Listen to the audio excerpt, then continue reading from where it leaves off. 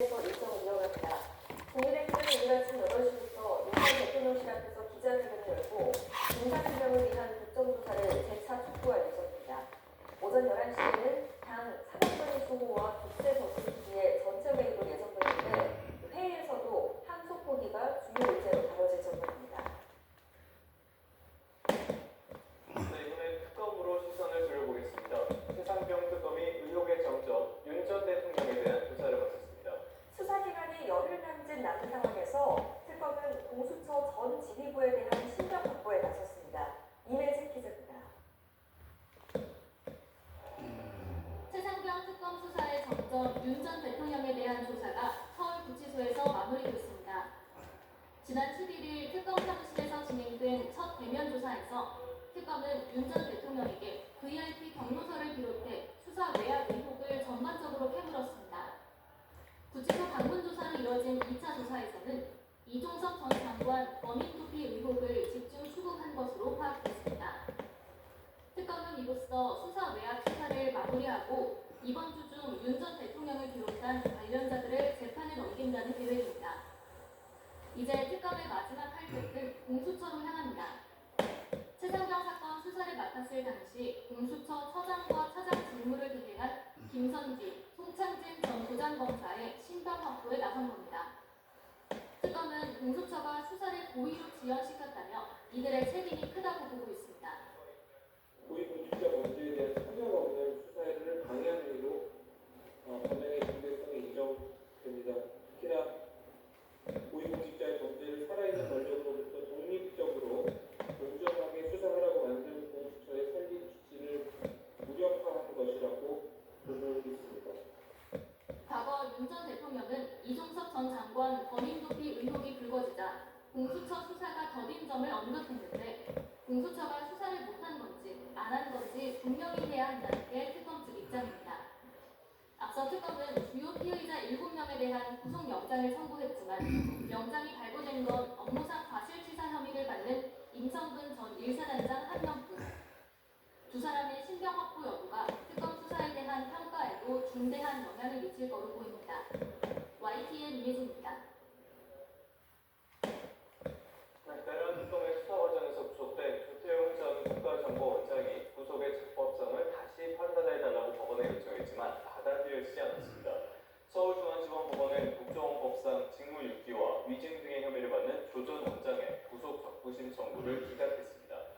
재판부는 청구를 받아들일 이유가 없다고 밝혔는데요. 구속영장이 적법하게 발부됐고 증거인멸 우려 등 구속 수사를 계속할 필요가 있다고 판단한 것으로 풀이됩니다.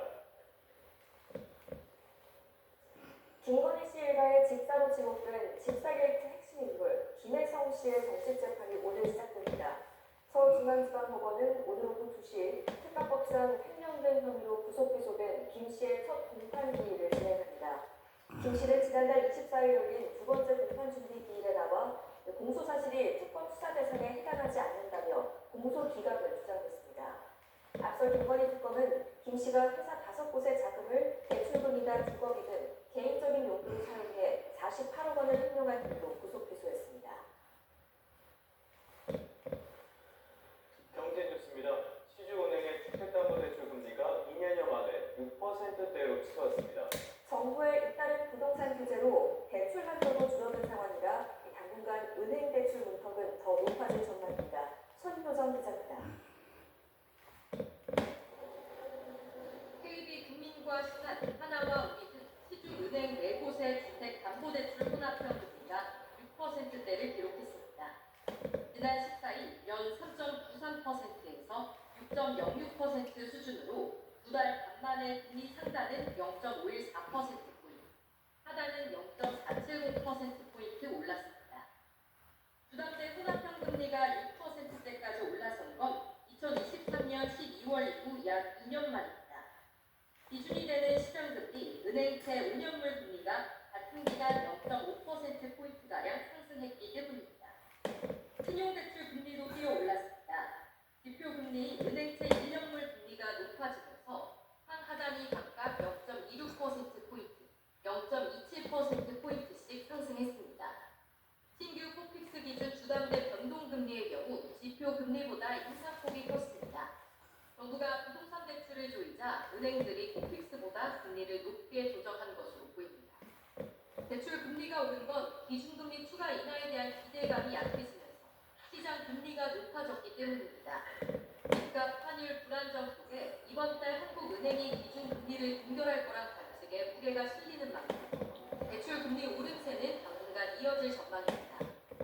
한국은행 총재가 기준금리 동결할 것을 시사하는 발언을 했을 뿐만 아니라 정부도 확장 재정 기조를 지속하면서 부채금리 역시 상승을 하기 때문에 금리가 오르면 DSR 규제에 따라 갚아야 할 원리금 상환 추정액이 커지고 대출 한도도 줄어들 수밖에 없습니다.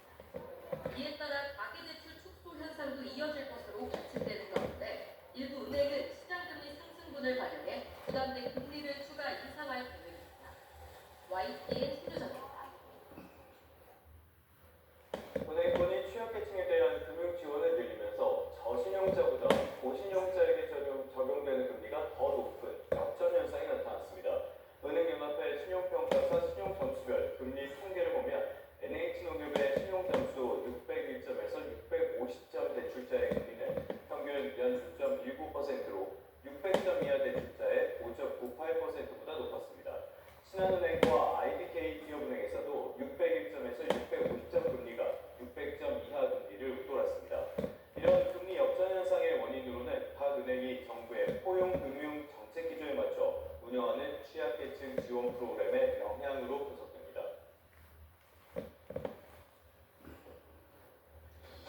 경제 한 줄 있습니다. 코스피가 6개월 동안 50% 가까이 급등하면서 국내 시가총액이 10조 원 이상이 상장한 사수가 61개로 사상 최다를 기록했습니다. 지난해 기준 서울에서 집을 사려면 월급을 한 푼도 쓰지 않고 14년가량을 꼬박 모아야 하는 것으로 나타났습니다. 올해 1월부터 10월까지 서울의